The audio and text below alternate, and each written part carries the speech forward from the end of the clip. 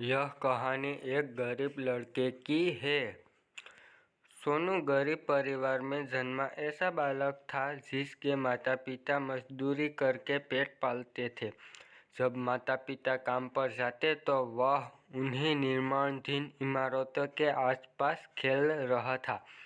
उसके पास उसी के जैसे अन्य बच्चे भी शामिल हो जाते थे। एक बार की बात है, काफ़ी दिन से एक बड़ी इमारत का काम चल रहा था। वहाँ रोज़ मजदूर के छोटे छोटे बच्चे एक दूसरे की शर्ट पकड़कर रेल रेल का खेल खेलते थे।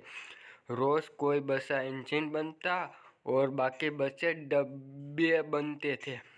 इंजन और डिब्बे वाले बच्चे रोज बदल जाते, पर केवल चड्डी पहना एक छोटा बच्चा हाथ में रखा कपड़ा घुमाते हुए रोज गार्ड बनता था। एक दिन एक शख्स ने पूछ लिया। उसने गार्ड बनने वाले बच्चे को पास बुलाकर पूछा, तुम रोज गार्ड बनते हो, तुम्हें कभी इंजन कभी डिब्बा बनने की इच्छा नहीं होती? इस पर वो बच्चा बोला, बापूजी मेरे पास पहनने के लिए कोई शर्ट नहीं है, तो मेरे पीछे वाले बच्चे मुझे कैसे पकड़ेंगे और मेरे पीछे कौन खड़ा रहेगा? इसलिए मैं रोज गार्ड बनकर ही खेल में हिस्सा लेता हूँ। बच्चे के यह बात हमें जीवन का यह सब सिखाती है कि जीवन में कभी भी परिपूर्ण नहीं होता।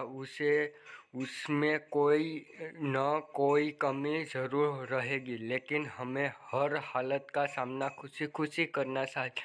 वह बच्चा माँ बाप से गुस्सा होकर रोते हुए बैठ सकता था, लेकिन ऐसा न करते हुए उसने परिस्थितियों का समाधान ढूंढा। आपको यह कहानी अच्छी लगी हो तो लाइक करो, सब्सक्राइब करो, नोटिफिकेशन बेल ऑन करो।